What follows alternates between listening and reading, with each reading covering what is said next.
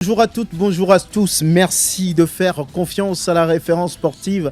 On se retrouve comme tous les lundis pour Dingue de sport sur Sport FM, la radio qui mouille le maillot, la 91.9 recevable aussi sur le www.sportfmtg.com. Excellente condition d'écoute à toutes et à tous.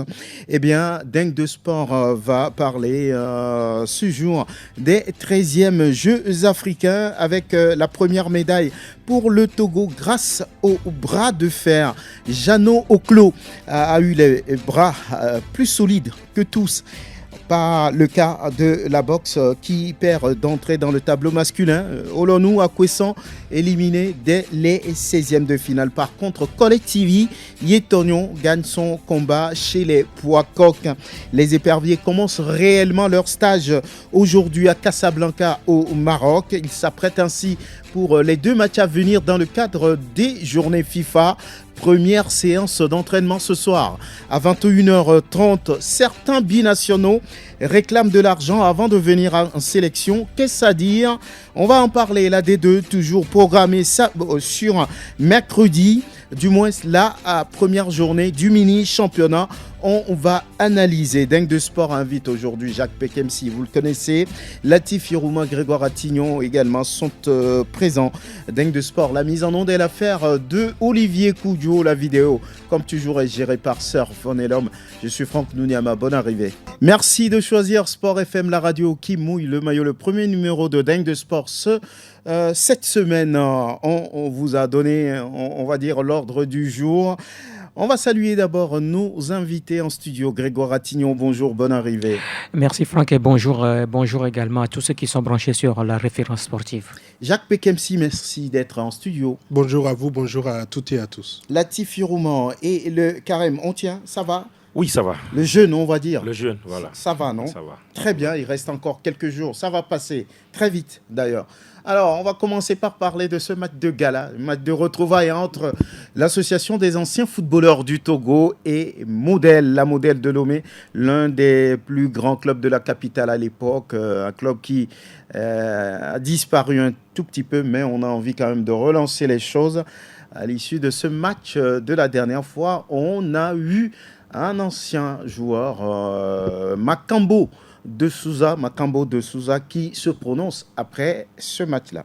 Après le match, je me suis senti en tant qu'ancien footballeur et à travers ce match, nous comptons relancer le football togolais par l'intermédiaire de la SAFT, qui est l'association des anciens joueurs du Togo. Ce match-là, qu'est-ce que ça vous dit en tant qu'ancien joueur?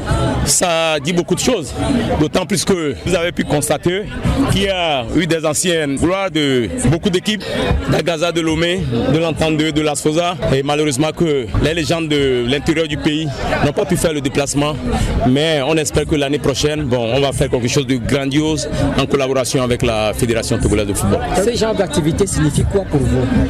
Ça signifie la relance du football togolais tel qu'on l'a connu par le passé. Par exemple, si je prends exemple sur l'épopée de 2006, cette génération des Adebayo, Sénéa, Junior, Agassa s'en va et il faut au football togolais une nouvelle génération pour vraiment s'imposer sur le plan continental. Makambo de Souza, capitaine des Gaillards de la Modèle, le président de l'association des anciens footballeurs du Togo à SAFT. Amouzou Tété. Ce match de gala s'est bien déroulé, je suis très content. Nous avons joué sous forme de retrouvailles. Nous nous sommes retrouvés ensemble. On a joué et finalement nous avons gagné. Mais comme nous sommes tous des anciens joueurs, nous disons que c'est tout le monde qui a gagné. Donc c'est une grande joie pour moi. Surtout moi, il y a longtemps, je n'ai plus joué. Aujourd'hui, j'ai fait près de 70 minutes et j'en suis très content. Qu'est-ce qui explique aujourd'hui ce match de gala-là? L'organisation de ce match de gala se situe dans le cadre de la renaissance de la Modèle de Lomé. C'est une co-gestion que nous avions faite, la renaissance de la Modèle de Lomé et la première activité de notre association à SAFT. Je pense que c'est dans ce double sens que nous avons organisé ce match de gala. Antonio Tété Amouzou, président de la SAFT. À l'instant, Grégoire, vous y étiez. Qu'avez-vous vu? Comment ça s'est passé? Ben, il faut dire que ça s'est très bien passé, très bien d'ailleurs, que ce soit sur le terrain ou en dehors de terrain. L'ambiance qui a régné même avant donc, la rencontre, les deux équipes qui étaient d'ailleurs ensemble, qui partageaient, si on peut le dire ainsi, le même vestiaire, le siège de la SOSA, les deux équipes étaient là-bas. C'est là-bas que tout le monde s'est retrouvé pour finalement venir sur l'aire de jeu. Mais ça s'est disputé donc, dans l'ambiance, dans une amitié totale, où c'est vrai que c'est un match et vous savez, souvent quand on est sur le terrain, c'est autre chose, mais il faut dire que nous avons quand même vu des anciens joueurs qui n'ont rien perdu de ce qu'ils avaient. Quand vous voyez un certain Noussou Djek aussi, toujours virevoltant avec ces balles dans ses pieds qui arrivent toujours à mettre dans le vent un ou deux joueurs. Il faut voir donc la vitesse de Senaya Junior. Ou encore, oui, je voudrais bien parler du président de la SAFT, Amouzou Tete Antonio, mais qui a raté énormément d'occasions. Parce que lui seul, il pouvait quand même marquer 3 buts dans ce match, surtout en première période. Mais à chaque fois, soit il met à côté, ou soit même devant les buts vides, il n'arrivait pas à frapper. Des fois, ce sont les défenseurs qui arrivent à lui chipper le ballon. Il a perdu l'automatisme. Oui, bon, vous savez, c'est vrai qu'il a dit, ça fait longtemps qu'il n'a plus joué. Il a essayé, mais il a quand même tenu durant pratiquement 70 minutes. Ouais, au-delà de 60 ans, c'est pas évident. Oui, il a quand même essayé. Du côté de la modèle, on a revu de ces anciens joueurs-là. J'ai été vraiment impressionné parce que là, ça nous rappelait quand même des bons vieux temps quand vous avez des joueurs comme Misséou Rock, des joueurs comme Makambo de Souza, qui sont là sur le terrain, qui ont démontré pas mal de choses. C'était très intéressant, je le répète. Ça a été quand même une partie très, très plaisante samedi dernier. Une partie très plaisante, la modèle qui a disparu. Je me souviens d'un de mes amis, Yakpo Bruno, qui a joué au sein de ce club, la modèle. L'ancien également de Okiti de Badou. De Badou, il y a le grand frère Yakpo Momo. Kossi Momo et son jeune frère qui est Yakpo Bruno, qui a joué à la modèle avant de partir sur Semassi. Il a fait à beaucoup de clubs, un joueur extrêmement technique, mais il n'a pas eu la chance d'évoluer au plus haut niveau. Vous avez vu la modèle jouer? Non? Oui, j'ai vu bien la modèle jouer, mais bon, la modèle de la dernière génération, la modèle des Salifou Mustafa, c'est cette modèle-là que moi j'ai vu jouer. C'est bien de vouloir remettre à plomb les choses parce que voilà, lorsqu'on parle de refondre le football togolais, ça passe aussi par ces clubs légendaires et c'est ce que la SAFT et les anciens de la modèle sont en train de faire. Maintenant, moi, je voudrais que les anciennes gloires aillent au-delà des simples matchs amicaux. Parce que je dis, oui, il y a eu un match amical qui a été joué, il y a eu des interviews qui ont été faites. Et derrière ce match et ces interviews, qu'est-ce qui va se faire concrètement? C'est ça le problème. Parce qu'aujourd'hui, la modèle est encore là. Mais c'est une équipe de jeunes qui sont là. Ces anciens-là font quoi concrètement pour cette équipe-là au plan humain, au plan technique, au plan financier? Je pense qu'il va falloir aller au-delà des simples matchs amicaux pour véritablement aller vers l'objectif qui est de remettre en tout cas le football à ces clubs-là ou aux footballeurs, comme on le dit. Oui, l'un des objectifs de cette rencontre, c'était pour la relance de l'équipe de la modèle. Parce que cette année, la modèle participe au championnat régional de la 3e division, ce qui veut dire qu'il y a quand même une envie du côté surtout de ces anciens joueurs, parce que quand vous écoutez Makambo, il a dit c'est pour relancer véritablement cette équipe de la modèle. La dernière fois, il y a ces jeunes-là qui aujourd'hui sont du côté de la modèle, qui ont fait le déplacement, qui ont vu leur aîné, leur grand frère ou même leur papa jouer. Donc je crois que véritablement c'était là l'objectif de ce match, également appuyé par la SAFT. Mais c'est très intéressant ce que Latif vient de souligner. Mais au-delà de ce match, qu'est-ce qui sera fait? Je crois que c'est ça même qui est l'objectif de ce match, du match disputé samedi dernier. On espère qu'ils vont se retrouver et travailler autour de la modèle pour que ce club retrouve sa noblesse d'antan. Oui, Jacques Pekemsi. Moi, je crois que c'est une très belle initiative. C'est, comme ils l'ont dit, c'est une rencontre qui permet déjà aux jeunes qui sont au niveau de l'effectif de la modèle de regarder, de voir et de rencontrer également les les anciens de cette formation. Après tout, c'est une formation qui se remobilise depuis plusieurs mois. Il y a eu l'Assemblée générale qui a permis d'asseoir un premier bureau transitoire, si on peut le dire, qui va travailler sur 1 an. Et à la fin de cette année, il y aura un nouveau bureau qui va conduire également les rênes de la modèle. L'idée, c'est de permettre vraiment à cette formation de reprendre toutes ses activités. Ils ont participé au championnat du district. Maintenant, après cela, il y aura d'autres objectifs. Ils se sont installés à Baguida désormais, avec pour stade le stade Nachingal. Donc forcément, comme premier objectif, il y aura des travaux sur le stade de Nachingal, surtout la pelouse qui forcément doit être revue, et puis le siège également qui est en prévision. Je pense qu'il y a beaucoup de choses. Le plus important, comme Latif le disait, c'est que ces anciennes gloires-là puissent vraiment se souder, qu'elles puissent remobiliser les choses, également sur le plan financier, que cela ne se repose pas peut-être sur une seule personne, qu'il y ait autant d'envie, comme on a vu la dernière fois au stade d'Ablogame, et qu'on puisse vraiment assister au retour. Eux, ils ont eu la chance de voir la modèle jouer. Nous, on n'a pas eu cette chance, mais on espère... tout petit. Tout petit, et peut-être dans les même... années 90. Et peut-être même pas encore là. Donc, on espère vraiment, nous, assister à ce retour-là et voir les bonnes couleurs de cette formation. La modèle de Lomé, Prosper, bonjour, bonne arrivée. Merci Franck, merci pour l'invitation. Tout va bien? Que voulez-vous? Vous connaissez la modèle? Très bien. Ah oui. Très bien. Qu'est-ce que ça vous rappelle? Je crois que... Nous aussi, on n'a pas vu les anciens jouer, il faut quand même le dire. Comme Latif, nous avons été au cœur des Salifou Mustafa et autres, c'est par là. Parce que Azianou Kaka et les autres, bon, l'ancienne modèle, ça appartient quand même à la vieille génération. Quand on est arrivé, on a vu quand même que c'était une équipe qui était sur le déclin. Et malheureusement, petit à petit, elle s'est morcelée. Finalement, elle a disparu de la scène footballistique togolaise. Et puis bon, maintenant, comme Jacques et les autres l'ont dit, elle renaît de ses cendres. C'est une très bonne chose. Et je pense quand même que ce n'est que comme ça qu'on peut remettre comme on appelle, à jour les vestiges donc du passé, et faire quand même donner aux jeunes l'espoir de pouvoir grandir. Et comme tous les autres, je crois que c'est les moyens qui justifient la fin. Il faut qu'on mette les moyens pour que cela renaisse. Et je voudrais dire à Grégoire que le président Moussa Tete, il a manqué des occasions. Par le passé, il était un numéro 9 bis. C'est-à-dire qu'il jouait devant.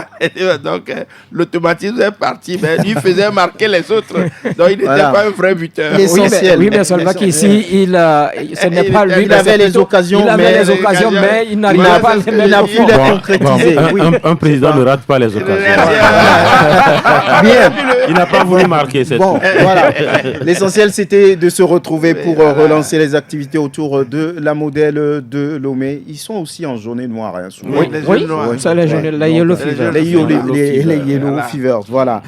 L'argent, c'est le nerf de la guerre. On verra bien ce que ça donne. La deuxième division nationale revient dans quelques jours. Ce sera le 27 mars pour la première journée du mini-championnat. Eh bien, beaucoup disent, oui, c'est impossible d'aller encore sur mercredi en milieu de semaine pour ces matchs, parce que là, les gens veulent voir du spectacle. On aurait pu, disent certains observateurs, mettre ces matchs-là sur le week-end aussi. Je suis d'accord par rapport à cela, parce que, je l'ai dit, les rencontres de deuxième division, surtout à cette étape-là, annoncent beaucoup de spectacles. Et pour pouvoir avoir autant cette possibilité de suivre ce spectacle, il faudrait que la fédération puisse également voir la programmation de ces matchs. On aurait quand même donné l'opportunité au public de pouvoir assister à tout cela, surtout le week-end. Mais non, en termes de calendrier, je ne sais pas si c'est possible ou pas, mais pour moi, l'essentiel, c'est qu'on puisse assister à la mobilisation du public, parce que je sais que j'ai eu vent de ces réactions de beaucoup de supporters qui estiment que le mercredi, normalement, ils sont à un jour de travail, donc ils n'ont pas la possibilité de suivre certains matchs. Et donc, si c'était le week-end, ils auraient eu cette possibilité de se mobiliser. La deuxième division, surtout à cette étape, il y a ce suspense-là de ces clubs qui doivent monter en première division. On sait qu'il y aura du suspense, on sait qu'il y aura du spectacle. Et donc, forcément, en termes de communication, de mobilisation, la fédération devait faire beaucoup plus d'efforts sur la programmation de ce match. J'espère que c'est la première journée et que les deuxièmes journées, on pourra vraiment actualiser tout cela pour permettre au public d'être vraiment présent, parce que je sais que le public sera là. La première journée, par exemple, ce sera mercredi. Mercredi, et regardez par exemple les matchs programmés, le CDF ACNO contre Agaza, et Asfosa joue contre Ifodia, et puis Étoile Filante Arsenal. Ça fait 3 matchs intéressants. Mais bon, on estime. Moi, je crois que tel que j'ai vu le calendrier, je crois que c'est la première journée seulement qui se joue mercredi. Les autres journées, c'est le samedi. Oui. Quand la deuxième journée, par exemple, a lieu le 6 avril. Oui, je crois que c'est un samedi. Les autres journées, c'est le Très samedi. Bien. Il y a que, je crois que oui, la fédération également a compris cela, ou a plutôt pris en compte peut-être les doléances des uns et des autres par rapport à la programmation de ces matchs. Maintenant, c'est la prestation, parce que là, on cherche le champion, le vice-champion, ceux-là qui doivent monter en division d'élite la saison prochaine. Je crois que c'est très intéressant, très intéressant. Oui, la première journée, on a vu, puis c'est programmé sur le 27. On verra véritablement ce que ça va donner. Oui, Prosper, est-ce que c'est pas par manque d'infrastructures aussi? Il y a aussi un manque d'infrastructures, mais quand on fait un peu au-delà donc du manque d'infrastructures, on a quand même, peut-être que la fédération a tiré un tout petit peu le vif du fait que souvent c'est des clubs identitaires comme Asfosa et Étoile Filante. À Gaza, c'est des clubs identitaires que les gens se sacrifient. On a vu quand même les matchs de mercredi souvent où le stade de Dablogame est plein, de Bossimé est plein. Oui, mais on peut en avoir plus si c'est le week-end. Voilà, maintenant peut-être le manque d'infrastructures et puis la combinaison avec la première division, tout ça l'a fait que la fédération est peut-être obligée donc de le faire ainsi. Mais l'idéal, c'est de demander aux clubs de faire un peu plus de sensibilisation au niveau de leurs supporters. Parce que vous savez, la plus belle fille du monde ne peut donner que ce qu'elle a. Bien. On n'a pas d'infrastructure. On ne peut que s'en tenir à ce qu'on a. Oui, Latif. Oui, moi je pense que si on peut jouer en semaine, ça suppose qu'on peut jouer aussi les vendredis. Je préfère même que la fédération fasse jouer les matchs vendredi que les mercredis. Parce qu'ailleurs, on se dit, bon, vendredi, c'est la fin du week-end aussi. C'est le début, plutôt. C'est le début du week-end. C'est beaucoup mieux, par exemple, qu'on joue un match vendredi. Si tant est que, comme le problème d'infrastructure se pose, si on ne peut pas jouer les week-ends, c'est encore mieux de jouer les vendredis que de jouer les mercredis. Maintenant, je me dis, la programmation des matchs n'est pas statutaire. Hein. C'est la fédération qui prend sur elle à travers ses services, la direction des compétitions, la commission d'organisation pour faire chose. Donc, si la fédération a déjà sorti un calendrier qui véritablement ne fait pas l'unanimité, elle peut revenir. C'est ce qu'elle tente d'ailleurs de faire. Parce que quand vous prenez les clubs de deuxième division, c'est les clubs identitaires qui sont là. C'est les clubs des quartiers, c'est les clubs des villes, c'est les clubs des préfectures qui sont là. À Gaza, à Asfosa, Étoile Filante, il faut dire, je crois véritablement que c'est ces matchs-là qui peuvent même d'ailleurs drainer le public. Il va falloir prendre en compte ces paramètres. Et voilà, et c'est comme un championnat classique maintenant, tout le monde reçoit. Oui. À la maison, Étoile Filante a choisi de jouer à Anéro. On verra bien ce que ça donne la deuxième journée déjà. Il y a ce match entre Agaza et l'Étoile Filante. Là aussi, c'est des... Moi, je pense qu'il y a il y a un manque de rigueur au niveau de la Fédération togolaise de football. On n'a qu'à se dire la vérité parce que... Pourquoi? Un club qui quitte sa ligue, un club qui quitte sa ligue pour une autre ligue, normalement, ce n'est pas statutaire. Ce n'est pas statutaire. L'étoile filante appartient à une ligue. Et l'étoile filante quitte sa ligue pour Et aller devrait jouer à Lomé. devrait jouer à Lomé. Quitte à l'étoile de choisir un terrain, mais dans ses proportions. Si l'équipe pense qu'elle n'est pas à l'aise sur ces terrains-là. C'est ce que je dis. Ça suppose que Gomido peut décider d'aller jouer à Dapaon ces matchs. Ça devient du désordre. Très bien. Voilà. Voilà un peu ce qu'on peut dire par rapport à la D2 qui reprend le 27 mars à venir. C'est un mercredi. On va dire 3 matchs assez intéressants déjà. Ce qui est sûr, c'est qu'on aura des journées vraiment intéressantes au niveau de la D2. CDF Aknour contre Agaza, Asfoza et Ifodje, et puis Étoile Filante contre Arsenal pour le compte de cette première journée. Voilà, merci de choisir Sport FM, la radio qui mouille le maillot, et l'équipe nationale qui commence véritablement son stage en vue des journées FIFA. Aujourd'hui, première séance d'entraînement, ce sera à 21h30 là-bas. Les joueurs qui regagnent, on va dire, Casablanca au Maroc pour ces 2 matchs à venir contre le MENA du Niger et les Chevaliers de la Méditerranée de la Libye. Que recherche-t-on au cours d'une journée FIFA, Jacques ? On recherche les corrections sur des secteurs qui restent encore peut-être des chantiers. On recherche également la possibilité de voir certains joueurs qui n'ont pas du temps de jeu habituellement lors des rencontres officielles. Et donc, forcément, que les nouveaux qui sont là auront la possibilité de pouvoir s'illustrer. Donc, pour moi, c'est une belle occasion parce que sur cette liste, il y a justement de nouveaux venus. Donc, ils auront la chance de pouvoir s'exprimer. Heureusement qu'on a 2 matchs. Et pour moi, c'est une très belle chose. Ils auraient pu peut-être arriver dans un match face au Sénégal ou face à la RDC. Ça aurait été trop juste pour qu'on puisse les utiliser. Maintenant, ils ont 2 matchs pour pouvoir montrer ce dont ils sont capables et peut-être gagner des places.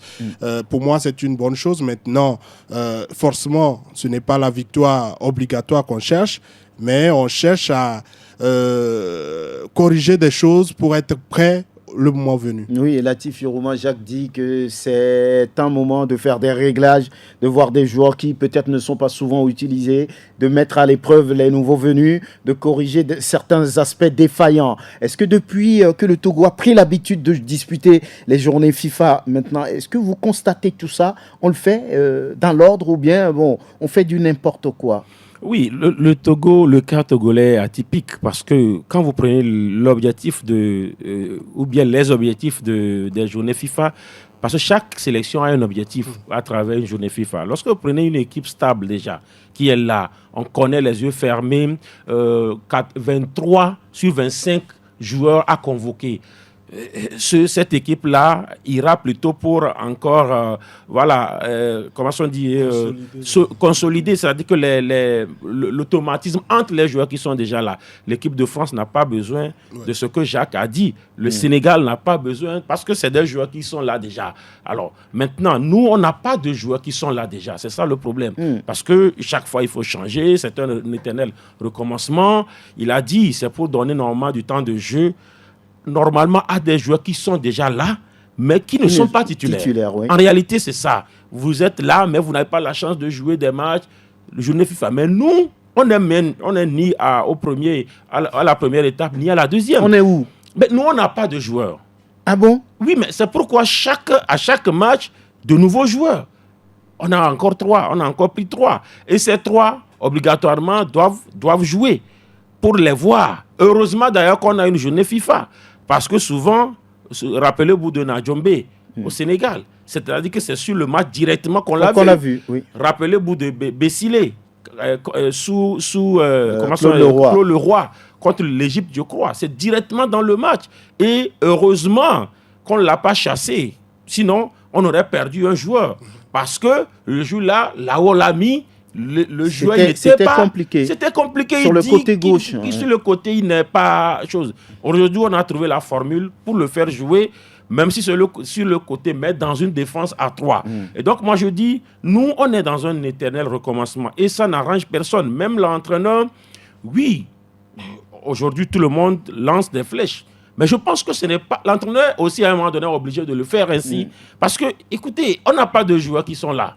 Donc, il faut toujours aller chercher. Est-ce que ce n'est pas parce qu'on a envie d'aller chercher l'oiseau rare toujours à l'extérieur? On pense que oui, il doit y avoir un joueur fini quelque part sur lequel on peut se reposer, on peut s'appuyer. Moi, j'ai été souvent, je ne vais pas utiliser toujours, moi, j'ai été souvent contre justement cette façon de vouloir aller trouver un produit fini directement. Moi, je dis qui doit travailler pour que l'autre, parce que le joueur plein, bon, ailleurs, ne viendra pas au Togo. Il ne viendra pas. Ça suppose s'il est bon, plein, il ira ailleurs. Aujourd'hui, Barcola ne vient pas. Il ne vient pas parce qu'il est bon. Il est bon et il est, quoi qu'on dise, à quelques millimètres de l'équipe Fagnon. De la France. Il attend de prendre sa chance. Mais attention, après 5 ans, quand ça ne va pas se réaliser, il va revenir au Togo. Mais en ce moment, il ne sera plus le même Barcola d'aujourd'hui. Parce que ce Barcola qu'on voit au Paris Saint-Germain, s'il vient au Togo, c'est la star. Il n'y a rien à faire. Mais aujourd'hui, il n'est pas là. Donc, malheureusement, on ne travaille pas sur la durée. C'est-à-dire, on n'est pas là. On n'est pas là pour travailler. On prend des joueurs au Togo. Parce que moi, je dis, quand tu prends un joueur du championnat local qui peut te donner 30% de ce que tu veux, c'est mieux qu'un joueur qui viendra d'ailleurs te fait 35%. Bien. Parce que lui, il est venu d'ailleurs, il vaut les 35%. Mais le joueur local qui a 30% aujourd'hui, si tu travailles sur lui 2 ans, 3 ans, tu pourras avoir 50% de ce que tu veux de ce joueur. Oui, et Prosper, un joueur reste à parfaire. Est-ce qu'on fait le travail qu'il faut ici pour donner de la chance, on va dire, aux joueurs locaux? On a fait quand même 120 matchs en première division pour le compte de la première partie, mais on n'est pas arrivé à trouver, par exemple, des gardiens de but. La preuve, on a amené 2 gardiens seulement sur ce stage-là, ce qui n'est pas tolérable pour certains. Hein. Mais je crois que la réflexion menée sur la question se repose sur l'identité de ce qu'on veut. Vous savez, un joueur, quelle que soit sa technique, sa force, on le prépare. Et le préparer, on a vu dans ce pays des joueurs locaux qui ont été utilisés à des degrés élevés. Kassim Gouiazou en est un des exemples. Emmanuel Mathias en est l'autre qu'on appelle l'autre latéral que nous avions à TODI. En est, on a eu des choses. Des choses. Salifou Moustapha, qui ont émergé. C'est-à-dire que vous voulez dire qu'on ne travaille pas sur des joueurs? On ne veut pas avoir l'œil calqué sur le championnat national. C'est-à-dire que j'ai l'impression qu'on internationalise le football. Et comme le football est internationalisé aujourd'hui, on se dit que ceux qui jouent à l'extérieur, dans les championnats, sont mieux, ils connaissent mieux la tactique, ils comprennent mieux, et on se dévalorise. Moi, j'ai l'impression que si on veut, le Niger, il joue avec quelle équipe? Avec des joueurs, la plupart du temps, locaux. L'Afrique du Sud, à la CAN, la dernière fois, c'est Mamelody Sandon, Orlando Payet, c'est vrai. C'est des équipes professionnelles. C'est vrai que ce n'est pas le même niveau de championnat, mais bon, je pense qu'on leur a donné leur chance. Voilà, il faut qu'on travaille sur le terrain. On cherche, on ne peut pas avoir 11 joueurs titulaires, mais je crois quand même qu'on peut toujours intégrer des joueurs, mettre un peu l'attention sur le cru local. Parce que vous savez, moi, quand Latif a dit quelque chose tout à l'heure, quand on peut avoir un joueur local qui peut donner 30%, ça fait moins de frais que d'aller chercher un joueur. Et la plupart du temps, nos joueurs qu'on va chercher, c'est dans des lieux, c'est-à-dire lointains, qui coûtent des billets de la tête aux pieds. C'est-à-dire que c'est ça, moi, qui ça vous dérange? Ça me dérange. Parce que quand on peut... c'est notre argent. C'est notre argent. Ça dit un joueur, par exemple, qui va faire 4 jours en route. Voilà, 4 jours de vol avant même d'arriver au lieu du stage. Il est même déjà fatigué avant d'arriver. Placard Fessou, par exemple, en 2e division en Corée. Bon, lui, il est habitué. Il arrive, il donne. On le c'est connaît le trajet déjà. qui est compliqué. Voilà, ceux qu'on va chercher là, vous voyez à peu près, moi je dis, bon, ceux qui sont des habitués des avions, moi c'est depuis 2013 que je suis descendu, je suis plus monté. La fédération, je pense, Franck, la fédération, c'est un sujet profond. Bon, oui. Le mercredi dernier, il y a eu un séminaire à la fédération. Le sélectionneur était là, avec son premier adjoint. et une quarantaine, disons cinquantaine d'entraîneurs locaux. La plupart entraîneurs qui officient en première et en deuxième division. Parce que Paulo Duarte dit de ne pas dire les entraîneurs de première division ou de deuxième division. Parce qu'eux tous, ils sont des entraîneurs. Et le mot qui est revenu, c'est le manque d'exigence. Le manque d'exigence. C'est-à-dire, il se plaint ou il s'est plaint qu'à chaque fois qu'il qu'il convoque un joueur local. Après, le joueur régresse. Quand le joueur retourne en club, il régresse. Ça pose quel problème? Personne n'a su répondre. Mais ce ils ont pu retenir, c'est le manque d'exigence. Qui n'est pas exigeant? Parce qu'aujourd'hui, j'ai dit, la fédération est au centre de tout. Dans le temps, il y a eu une façon de travailler. Vous prenez votre football et vous lui donnez une façon de le façonner. Ce n'est pas une tautologie. Nous, on n'a pas de bons joueurs. Mais on a des joueurs qui peuvent aller vers peut-être pas l'excellence, qui peuvent aller vers peut-être un niveau acceptable. Nous recrutons des entraîneurs. Nous avons 2 adjoints. Au-delà de l'adjoint direct de Paulo, il y a le deuxième adjoint aujourd'hui qui se trouve être Koubadia Kader. Alors, nos joueurs bis, quel travail on fait avec eux? Quand on finit, par exemple, lundi à vendredi, on fait quel travail avec ces joueurs? Dans le temps, ces joueurs-là, qui sont dans l'antichambre de l'équipe A, ils sont récupérés toujours après le championnat par l'équipe nationale. Vous voulez parler de l'époque de Gueuler? À l'époque de Gueuler, ça se faisait ainsi. Ils reviennent mardi, mercredi, jeudi, et jeudi soir, ils retournent dans leur club. Et c'est comme cela que ça se fait. Ce n'est pas tous les joueurs, mais il y a quand même un noyau. On fait un petit casting qui est là parce que le sélectionneur a dit, et tout le monde a partagé ça, tous les joueurs qu'il a fait venir en sélection, quand ils retournent en club, ils baissent en niveau.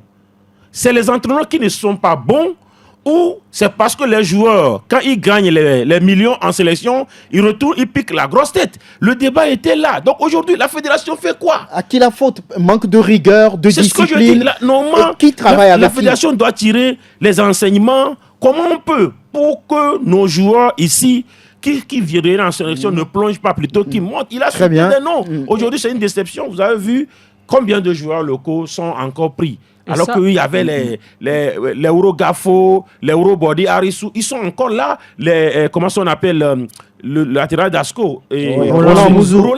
Donc vous voyez un peu, donc moi je dis, ces joueurs-là, qu'est-ce qui se passe? Quand ils viennent, ils retournent, ils plongent. La fédération doit réfléchir. TDS c'est bon, mais au-delà, on n'a qu'à aller au-delà des programmes FIFA. Nos propres programmes sont où?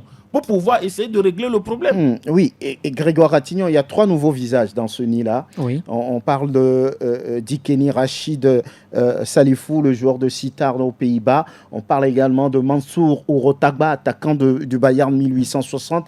On parle aussi de, rappelez-moi le nom, de Kevin Boma de Rodez en Ligue 2 française. Ils sont 3. Le point commun, c'est qu'ils sont tous grands, ils sont tous dans le 1m90. Ils sont jeunes, 20 ans de moyenne d'âge. Alors, qu'est-ce qu'on peut attendre de ces joueurs-là? Non, mais je crois qu'aujourd'hui, quand Paulo Duarte décide donc de faire venir ces joueurs, je comprends bien que ces joueurs viennent occuper ces postes-là où on a des difficultés. Je voudrais bien le comprendre. Un défenseur, un milieu, un attaquant. Là où on a des difficultés. Maintenant, quand on prend aujourd'hui notre défense, la question qui se pose, celui-là, Kevin Boma, qui vient, il va prendre la place de qui? C'est la question qui se pose parce qu'aujourd'hui, le Togo évolue dans un système de 3-5-2. Il y a Khaled Naré aussi qui a ajouté à cette défense-là que je n'ai pas bien compris.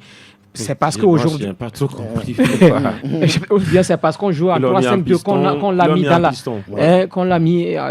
dans la défense. Je n'ai pas compris. Maintenant, quand on prend l'attaque aujourd'hui, au-delà de Yaouano, au-delà de Ouattara Moutalabou ou encore Plaka, Kevin Denke, Mansour Tagba, est-ce qu'il pourra véritablement avoir le temps de jeu là en équipe nationale ou bien ces joueurs-là sont appelés pour les essayer, voir s'ils peuvent apporter quelque chose? C'est la question qui se pose aujourd'hui. La dernière fois, Paulo Duarte tentait d'expliquer un peu cela, disant qu'il n'a pas fait appel à certains parce qu'il a l'habitude de les voir jouer, il voulait les laisser au repos. Mais moi, je dis que quelque part, on a besoin également d'autres joueurs. Par exemple, si on prend... Sont là, qui ne sont pas là, qui ne sont, malheureusement, qui ne sont pas là. Qui, quand par on exemple prend la défense aujourd'hui, la prochaine journée, Jen Dakonam ne va pas jouer. Ouais. Mais qui va faire cette défense-là? On va encore repositionner Jacques Alexis Romao en défense, alors que également on pouvait faire reposer Alexis Romao et faire venir notre joueur également au milieu de terrain. Parce qu'aujourd'hui, on est dans la reconstruction. Celui-là qui va prendre véritablement la place de Romao, on ne le sait pas encore. Oui, certes, il y a Karim Derman, il y a Roger Aholou, mais il faut véritablement un joueur qui serait capable de prendre cette place-là. On pouvait également faire reposer Alexis Romao et faire venir un autre joueur. Voilà un peu ce que moi je peux dire par rapport à ces joueurs qu'on a convoqués aujourd'hui. Il a dit l'objectif de ce stage, c'est de voir d'autres joueurs, d'autres nouveaux joueurs, mais également donner du temps de jeu à des joueurs comme Thibaut Klidjer, Yao Anor et surtout à Mansour Tagba. Il a insisté beaucoup plus sur ce joueur-là. Oui, voilà, c'est de toutes les façons l'objectif des journées FIFA, voir des nouveaux à l'œuvre, les mettre un peu, on va dire, dans la pression d'un match officiel. Voilà tout ce qu'il faut travailler autour. D'ailleurs, on va écouter Paulo Duarte. Match amical, c'est très important pour préparer l'équipe pour le confront officiel. Dans cette match, si vous regardez, il n'a pas Fodo là-bas, il n'a pas Bebou, il n'a pas un joueur qu'on a convaincu aussi de grande qualité qui joue aussi en Ligue 1 en Germanie, titulaire. Il joue à Cologne, Farid Alidou, qui normalement aussi va venir, il a déjà accepté. Donc je préfère reposer ce joueur et donner l'opportunité de regarder des joueurs comme Anor, comme Thibaut, comme Olo Tagba, sont joueurs qui viennent d'exploser dans leur club.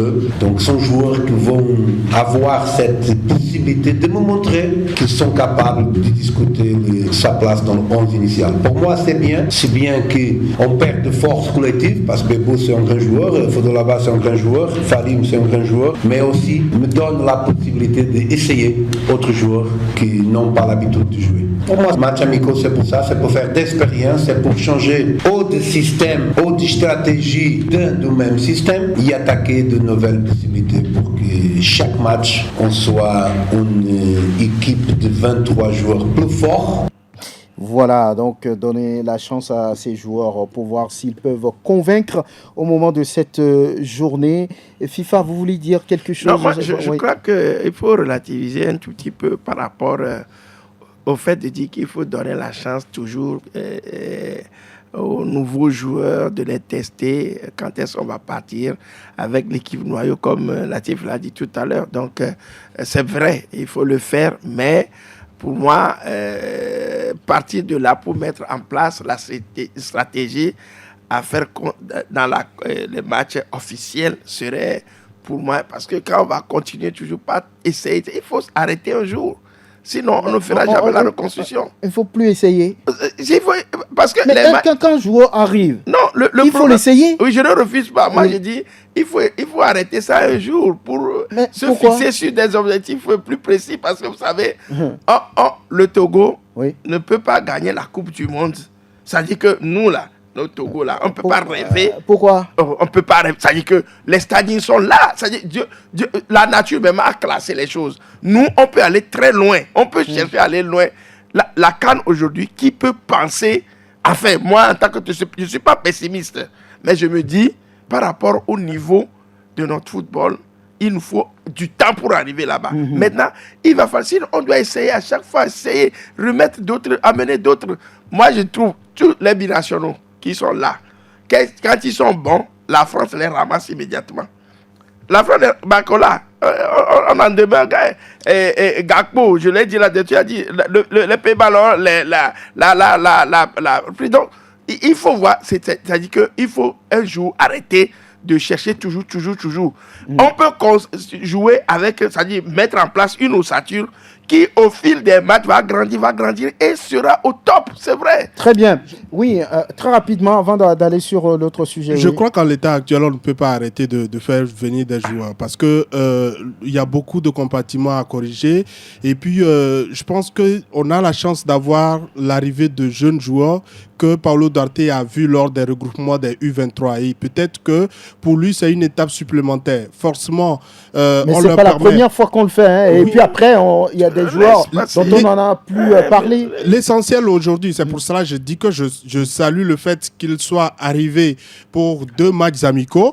S'il ne perfectionne pas, ça veut dire que forcément, ils ne sont pas encore à l'étape de pouvoir être titulaires. Et donc, forcément, ces joueurs titularisés qui ont été mis sur le carreau en attendant de pouvoir les observer, on les ramène. Mais aujourd'hui, moi, je pense qu'on n'est pas à l'état dans une sélection où on dit on arrête tout, on bloque tout, on a l'effectif qu'il faut pour pouvoir aller rapidement aux prochaines séances.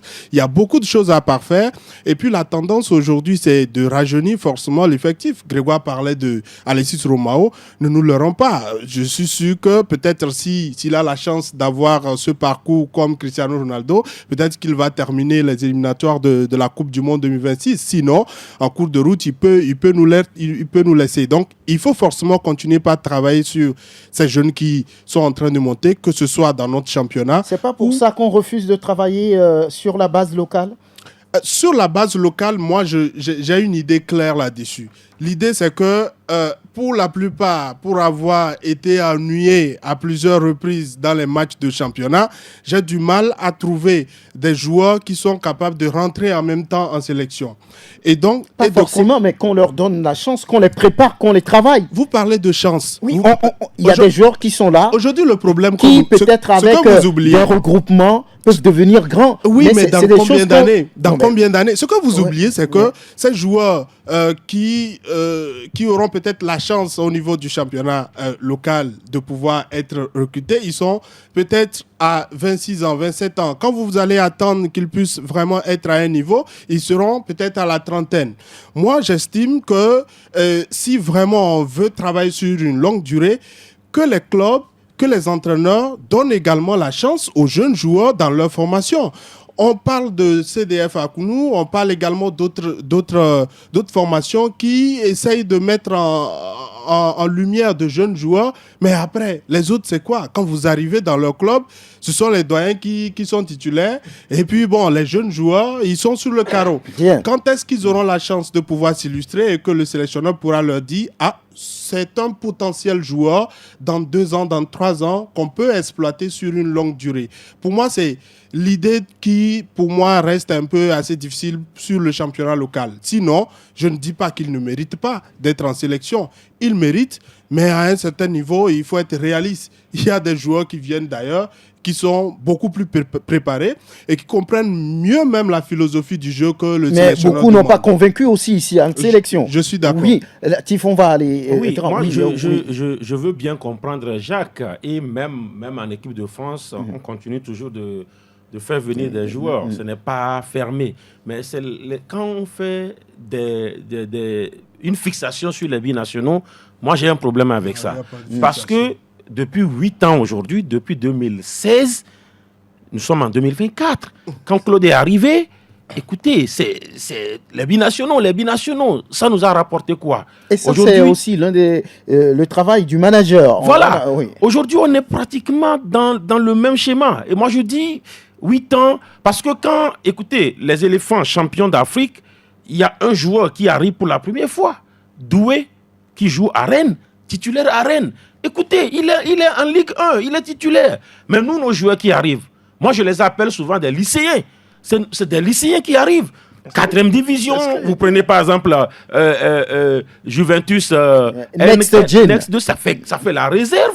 Ça dit quand vous voulez, ça fait 4e division. On ne peut pas envoyer ça en sélection. Vous voyez un peu. Donc moi je dis, si on va vers là, mais écoutez, nous avons des joueurs de première division ici, il suffit d'avoir de la patience.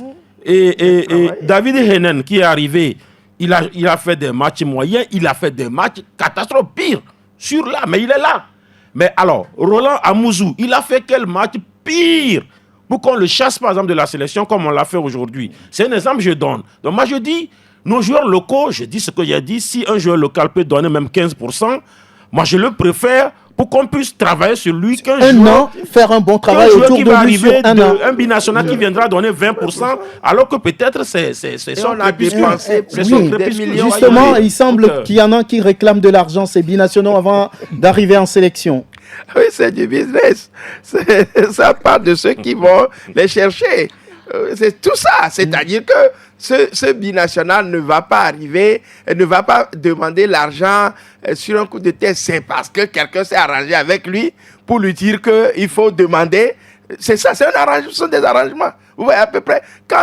C'est là où il faut cultiver l'esprit patriotique. L'esprit patriotique ne veut pas dire le faire ventre affamé. Mais on vient pour un service et avec le sang national. C'est des gens qui ne connaissent pas leur pays en tant que tel d'origine. Ils sont dans des pays étrangers, ils sont nés ailleurs, ils ont la culture d'ailleurs, ils n'ont pas la culture de chez soi. Il faut d'abord les cultiver, les ramener à la culture du pays avant de pouvoir faire le coup du civisme sur le pays donné. Donc, moi je dis ce n'est pas de leur faute. C'est les gens qui les appellent, qui s'arrangent avec eux pour leur dire il faut demander l'argent. Sinon, si la personne a envie de vendre sa carrière, c'est-à-dire que la plupart d'entre ces joueurs-là qui acceptent d'aller jouer dans leur pays d'origine, c'est pour pouvoir rehausser leur standing par rapport à l'équipe nationale. Parce que quand vous jouez pour une équipe nationale, vous avez des projecteurs sur vous, vous êtes à la CAN, on vous voit mieux, vous êtes dans une compétition internationale, on vous voit mieux. Mais si la personne demande de l'argent avant de venir, cela veut dire... Il y a un problème. Oui, il y a un problème. Oui, Grégoire Ratignan, par exemple, est-ce qu'il n'y a pas la responsabilité de la fédération qui est engagée? Comment est-ce qu'on aborde ces joueurs-là? Par exemple, il y a des joueurs aujourd'hui qui n'intéressent pas peut-être entre griffes l'équipe de France. On parle du jeune Senaya, on parle du jeune Assignon.